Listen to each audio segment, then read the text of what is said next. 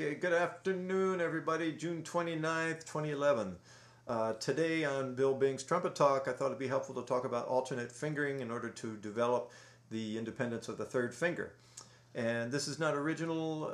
It's from Claude Gordon when I studied with Claude. And I know Claude studied with Clarke, so perhaps he got it from Clarke. I'm not sure about that. But what it did for me was help develop the independence of the third finger. And while I haven't practiced these for quite a few years, I'm hoping it'll come back to me. And I should add that another thing Claude would say is lift your fingers high and strike your valves hard. And when I first heard that I thought, well, how can I do that and play fast?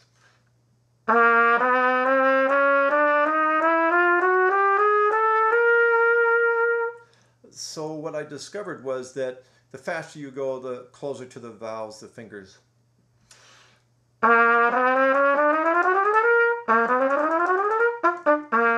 So as you go fast, the fingers stay closer to the valves, but you get in the habit of really banging down the valves for a cleaner sound, which is helpful, especially for younger players who have a tendency to kind of mush down the valves.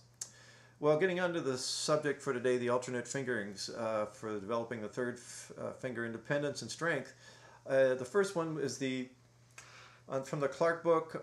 By the way, there's a new Clarke book called My First Clarke, which is great for younger players, and I highly recommend that. I'm not sure who wrote it or publishes it, but it's called My First Clarke. It's very good. Anyway, on the E from the Clarke book,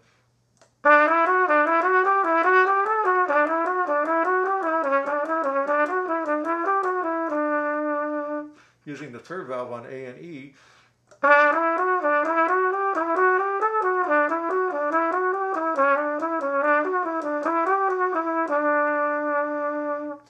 it's tricky, but it's very helpful. And the same thing on the low A. If you use the low A third valve and the E third valve, so instead of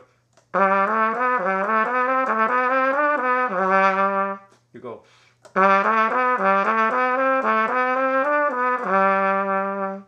and then the D, you use the 1 and 3 for F sharp and 1 and 3 for G. So instead of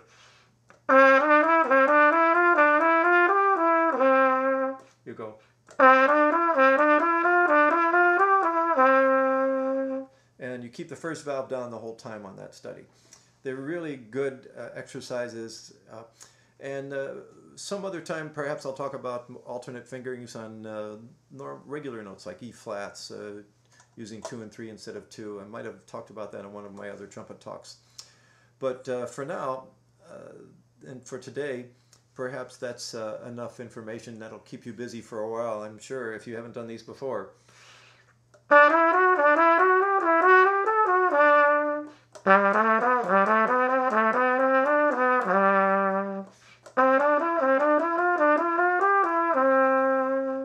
And I think those are the ones that I've used primarily. And maybe I'll have to start practicing those again so I can play them better and faster. But in the meantime, you get to work on those and see if that doesn't help you. Okay, I hope you've found this edition of Trumpet Talk helpful, and I wish you the very best and hope you're having a great day. Thanks for listening. Bye-bye.